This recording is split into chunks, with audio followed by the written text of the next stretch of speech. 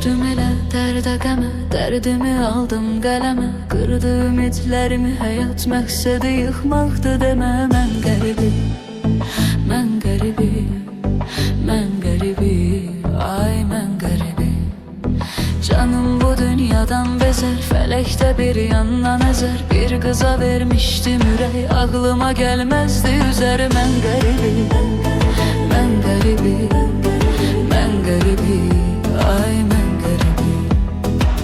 Qəribi, qəribi, qəribi, mən qəribim, mən qəribim, mən qəribi, ay mən qəribim. Yarım gedib rəsmi qalıb, dərdi başımın üstün alıb. Qəlbimə qəm qüssə düşüb, həsrətimin dərdə salıb. Mən qəribim, mən qəribim, mən qəribim, ay mən qəribim. Xatirələr qucaq qucaq, mənə elə onlar qalacaq. Gör necə zalimdir fələk, saldı öz eşqimdən uzaq. Mən qəribim, mən qəribim, mən qəribim, ay mən qəribim.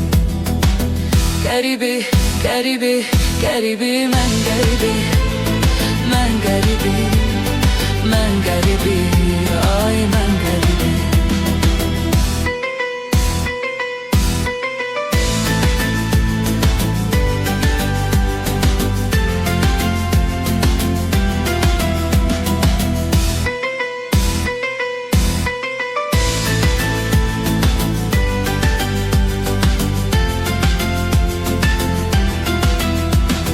Getirdi taleyim belə, qurudu dostlarım da tələ. Mən düşünürdüm düzələr, nələr gözləyirmiş hələ. Mən qəribim, mən qəribim, mən qəribim, ay mən qəribim.